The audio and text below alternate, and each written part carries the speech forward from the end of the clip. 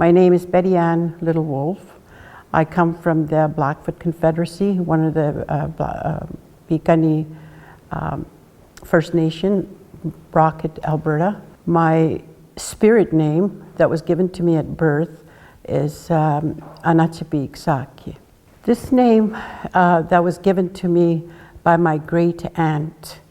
When I was born only something like almost 4 to 5 pounds. I was premature, and I wasn't expected to live.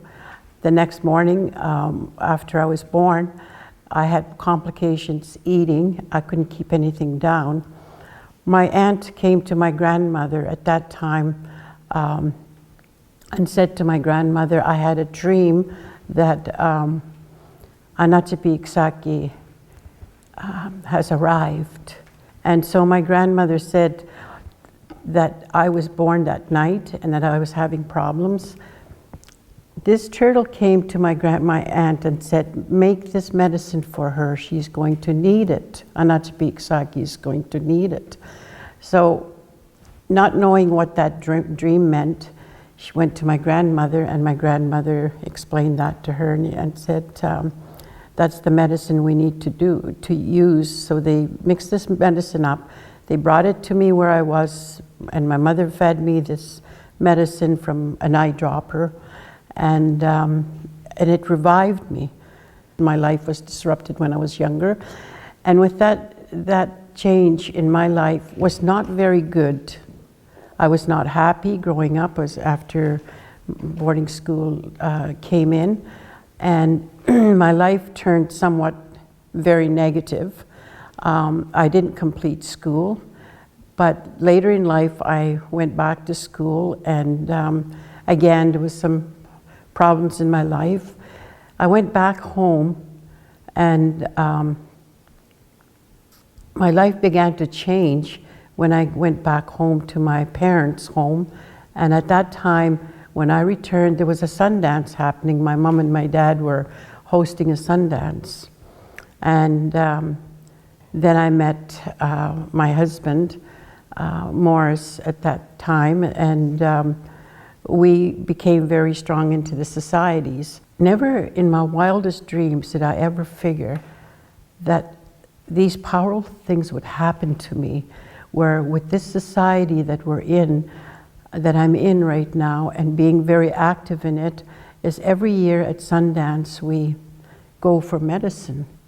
And that medicine is the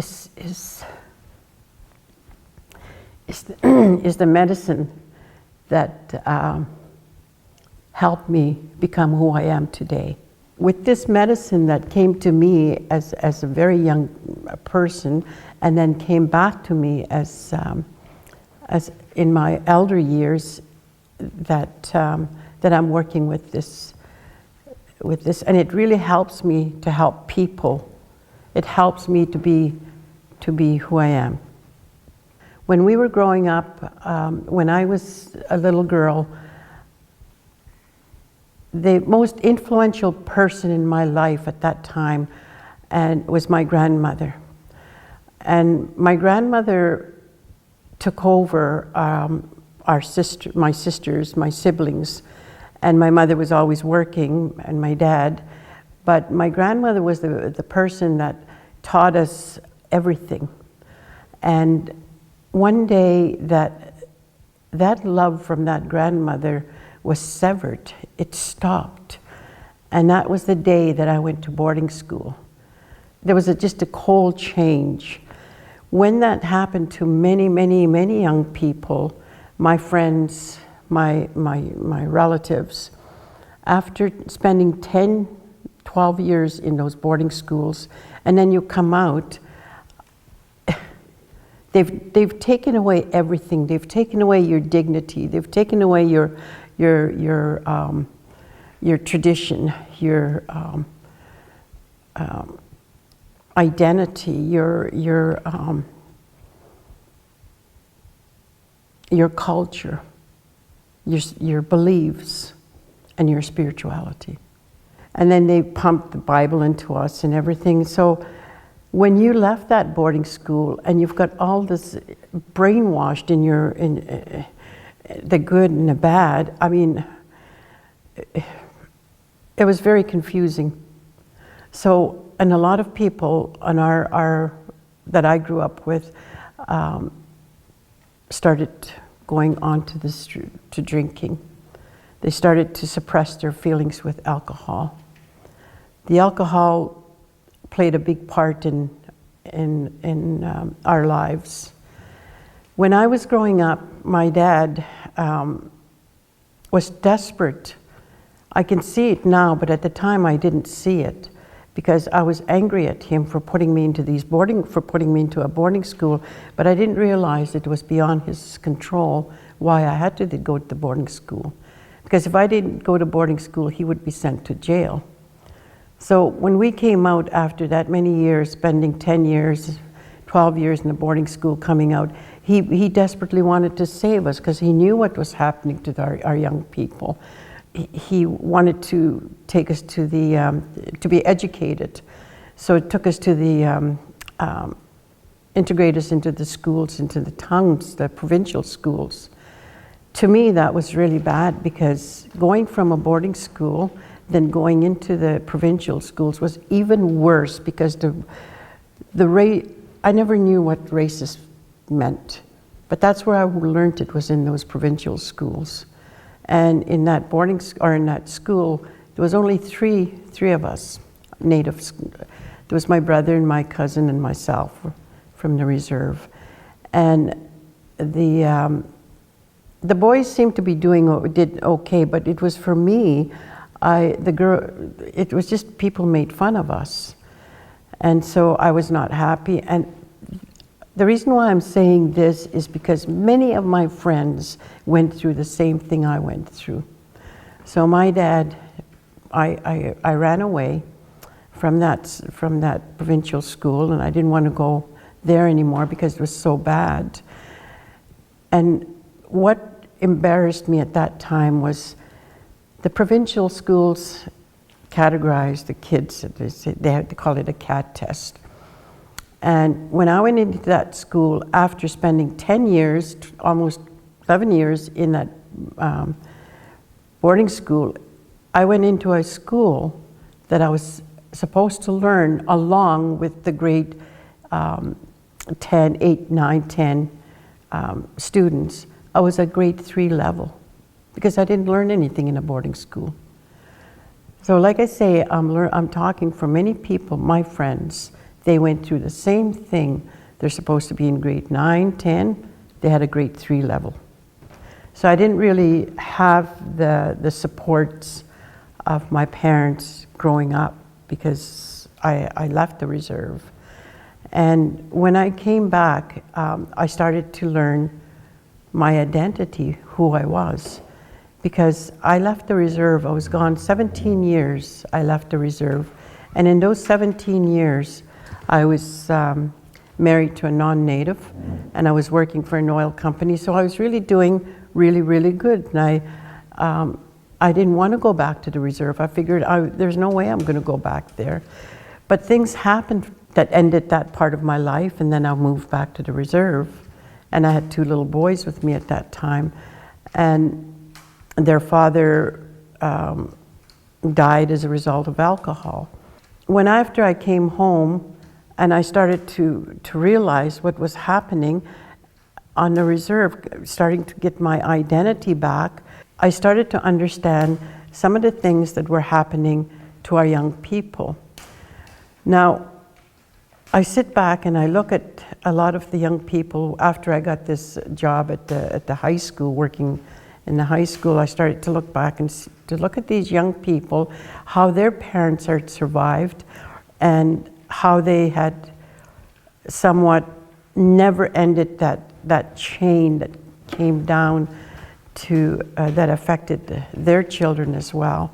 The elders are a big part of their support system because at the time their parents didn't really have time for them because they were working. The parents were working, but they had no grannies, no grandpas to go to, because that part somewhat was cut off from them too because of the boarding school. So the support system for the young people was not there. All that trauma really hurt these young people. The support started to come in was when our elders came back to life. And that's where the healing started. Many young people that were drinking at a young age were now sobering up through these societies, going to sweats, to ceremonies and that. So you begin to see this is where these young people get their supports. Once their identity, once they know who they are and where they come from, and it's so important for these young people to understand where they come from, who their grandparents are, who their aunties and uncles are. This is where they start to feel they are wanted. My age group was the age group, I believe, was the last year of boarding school. After that, the boarding school is closed. But my grandparents, my parents, all went to boarding school. And their identity, their being, who they are, was really disrupted by that era. So then that's fine. They came out of boarding school and then they start drinking to suppress all the hurts that happened to them in the boarding school. Now, the things that happened in the boarding school were not good. They were really, really bad. And so, because they couldn't talk about it, they couldn't express their hurts, they couldn't express what was interrupted in their lives at that time. They were spiritual. We came from spiritual homes, but that was all shut. We couldn't talk about it. We couldn't say nothing because that was bad. That was taboo. So all the things that we learned growing up were, like I say, stopped. Then when we came out, that age group, my age group, started. We couldn't express ourselves. We couldn't talk. We couldn't say nothing. Our children became really hurt too because we couldn't talk our language to them, so they don't speak language. So our language. So our children is the ages of what I would call them the forgotten group, because that age group, our children, are the ones that are so pathetic because they don't understand our language. We couldn't teach them that. Then our grandchildren, and many of you know that when you have grandchildren, they become so much more precious. You do anything for your grandchildren. So those grandchildren today now have the option of learning their language and learning it in school and that, whereas our children didn't. The communication between our children and our grandchildren was really interrupted again by the boarding school. And this is what I'm saying, it's just a chain that keeps going down. I've always worked in the field of young people and in the schools. I was a guidance counselor in a high school for many years and in the provincial high school. And I saw many successes and many heartaches. And some of the heartaches were children, young people getting into trouble with alcohol, drugs, opioids. Today, it really hurts me to see a lot of our young people are dying off. When I went back home and spoke with some of my elders and my young people there, I began to understand, and I understood very well that across Canada, our young people are really suffering. Because the elder that spoke that time said the elders are dying, they're not leaving their knowledge with the young people, and the young people are not, they're not using this because they have nowhere to go for the elders to get this knowledge, and they don't understand it. When these young people go into the treatment centers and they're hurting, they're really, really hurt. And the only way, and they're not going to speak, the only way is when they come with, or to meet somebody and they sense that, I call it silent communication between two people, when you begin to trust somebody and you can talk to this person. That communication is so, so special. You don't even have to talk to somebody. Just sitting beside that person, we were instructed not to touch a person when they're breaking down or something. And us, when we were growing up, young people growing up with our grannies were always holding us. They were always hugging us. They were always doing these things for us and holding us. But then, like I say, that was severed when boarding school came in. And you see the young people that are dying from these addictions, and you can't say to them, I love you. That is one word that needs to be implemented back into helping people, is that love. Because it was taken away from us for many, many, many years. And most of us, when we found that love back, when we found out that we can have that love that our grannies instilled in us, we can show it, we can give it. Our people that are hurting today, in our young people that are on opioids and that, we have to give them that love to help them get over that horrible disease. It is a true sickness that needs love to heal. I always would like to say to you, the young people, when you're having a really hard time and you think nobody's listening to you, nobody wants to listen to you because you're drinking or you're taking something else, and you're thinking very less of yourself, you don't have to have a smudge. You go outside and you talk to Mother Earth, and you say to Mother Earth, that's your smudge. Even you would touch her, and you say, listen to me, help me. In our language, we have a word, we say, Pimatiziwin. That word is so powerful. Your hand, you can touch Mother Earth, and you say, Pimatiziwin. You're actually saying to your grandmother, help me. And your grandmother will help you. I went on a little vacation, and I was with my 2 grandsons. And we went on a cruise, and we spent a day on the water in this big ship. It was 14 stories high, great big, huge ship. And I went to the highest point of that ship. I couldn't sleep because I was thinking of my daughter. When I was up there, I was talking to her, and I was telling her about my grandson graduating. We're on this cruise and celebrating that graduation, but I wasn't happy because she wasn't there. And it's so hard, and the people in addictions know exactly what I'm saying. You're hurting, and yet you're showing on the outside that you're happy, but you're not.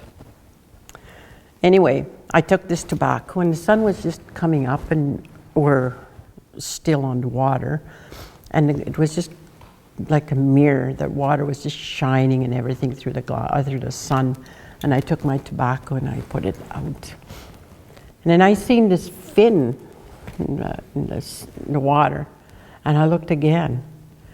And here there was thousands of whales. And here these whales were migrating from Alaska down to Baja, Mexico. That's what I saw. And I was looking there, and I was thinking to myself, oh, God, I wish somebody was here to witness this with me, because I was all alone up there. And on the right shoulder, I heard my daughter laugh. And just that split instant, I jumped around and I said, Kim, I heard her laugh. And I thought, I'm not alone here, she's with me. So when I went back home, I was happy that day, because I actually heard her laugh. And I went back home and I went to the elder that I was talking to, and I said to her, you know, I heard my daughter laugh today, or that day when I was away. And I was telling her the story of going up in that ship. And she said to me, your daughter is telling you she's happy where she's at. She has answered a lot of your questions. And when she went on to the next level of her life, she's now helping us. So anytime you need help, anytime you think you're down, just call her, just talk to her like you did. And I was really happy that day, because I knew then I was not alone. And so my message to a lot of the young people that are hurting today would be somebody that they loved very, very much, that is not here anymore, is call on that person. Because I believe when they go into the spirit world, they are now working. When they took their last breath on earth, the next is with the Creator, and they're working with the Creator, working for the Creator. So when these spirits, when they have gone on to the next world, then they're the ones that are going to come back and help you. I have 2 young boys that I worked with when I was at the high school. And one of them died as a result of alcohol. And I always think to myself, why didn't I do more? Why didn't I do more? And I kind of took that blame, because this young boy was in a support group that I was running. And I was thinking, why didn't I help him more? But there's only so much you can do. You have to put it in the hands of Creator, because you can't do everything. Some of these young people have never been exposed to different types of smudging. They've been to places where an elder has smudged, but they didn't understand why. Why is this so important? Back home, this is the first thing that I learned how to smudge with. This is what you call a sweetgrass. And many of like my parents were bundle keepers, and so one of our duties along with my siblings, if my parents weren't there, we had to smudge the house. So we take a little bit and make a smudge and put it there. There's also this is called sage. This is again very powerful in our culture. The sage, the leaves, are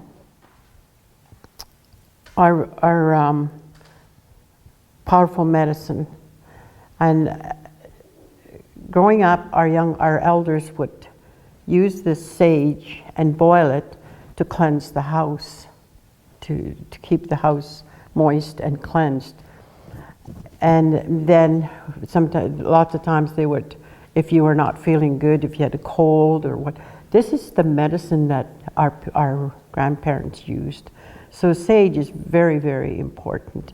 Again, too, they shred it and they make it into a little ball, and then they put it in here in the smudge, and they light it, and that's what you smudge with. And when you smudge, you take that and you ask Creator to take all bad things away from you. Take all bad thoughts away from you, like this. Take all the bad feelings away from you. Anything negative, you want it away from your body.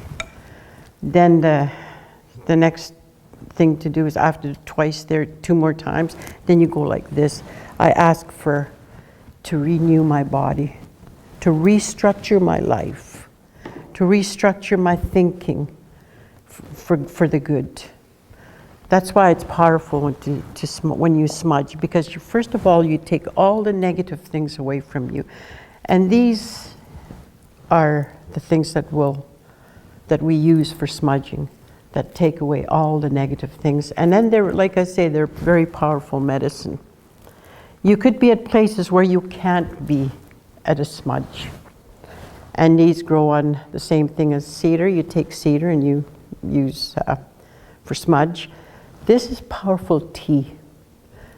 The tea that you make from cedar is a cleansing. It cleans your body. It's very powerful. It's anything that's even in your thinking, and you drink this, it cleanses your thinking. Now, tobacco is again very powerful. Tobacco has always been a part of our ceremonies. When you take tobacco and you're offering it to Creator, and all the spirits, the Holy Spirits that work for Creator, you offer this to them, like in the morning, or even filling the pipes and that. The men are usually the ones that really, when they're filling their pipes, but in the mornings, we take tobacco and you hold it up. And you give it to the spirits of the east. You give it to the spirits of the south, and the spirits from the west and the north. And in my culture, we have, in our Blackfoot culture, we use the ochre. The ochre is very powerful. That's a paint. And when you put it on your hands and you put, for all the spirits, you put them all together for protection. The tobacco, the same thing too. When you're offering it, you offer it to the ground, or to the water, and wherever you are.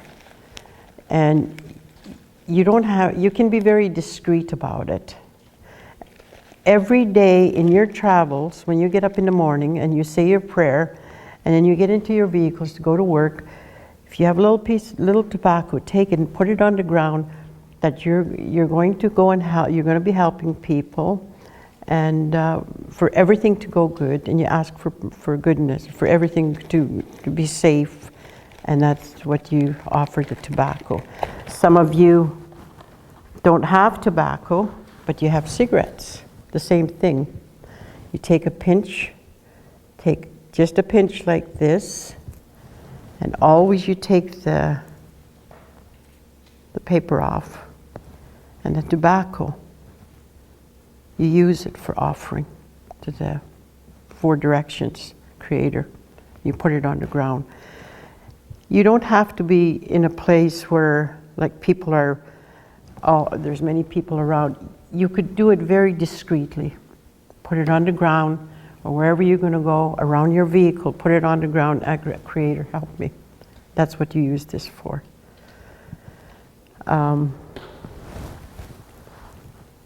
Because it's so powerful, when we use it, we always go like this. We smudge with it too. Those are some of the things that I use for the smudging. And when I explain that to some of the young people that don't understand what is happening when the people are smudging, and they're asking, why are they doing this? I always say to them, the strength of your life, the strength of your belief, the strength of your prayer is as strong as this blade of grass, or sweet grass. You can't break it. The prayer that goes from your offering and your smudge to Creator is very strong. In our society, I'm an active member of the Buffalo Women's Society. And again, the buffalo that is so powerful, so strong, that stands against any kind of weather. And my belief is that strength that buffalo has, the strength that this sweetgrass has, is the strength that when you ask for prayers to Creator, that it will come to you. It might not come right away, but your belief is so powerful. And if you believe that you will get help with this braid of sweetgrass and this other for smudging, it will happen. Kindness is very strong for me. Kindness was given to me at birth by my great aunt when she gave me my spirit name. Kindness was given to me by my grandmother when I was growing up, by her teachings. Kindness was, I mentioned before, was interrupted very badly when I went to boarding school. There was no kindness. Kindness was just a word. Kindness becomes real again when you understand somebody that is with you, when you start to communicate, when you start to learn the truth, when you start to learn to understand who you are. So kindness to me is something that we have to teach. We have to give our children, our grandchildren. And when we say our children and our grandchildren, we're not only talking about our personal grandchildren and our personal, it encompasses all grandchildren, all children. When I call an elder, I have to be careful of that elder, because a lot of elders are still hurting today. Other elders that have worked on themselves, other elders that witness the hurts of people, that have, along with these hurts of people, gone to ceremony for healing. Those are the elders that we can call to help our children. Our elders that have gone on are smiling. A lot of them are smiling because they prayed for good things for our young people. My hopes for the young people would be to understand the love that was taken from them when they were very young, that would come back to them, the love, the kindness. My wish for those young people is to take those values from those four, your culture, your tradition, your values and your beliefs, and implement them into your everyday life, because it can be done.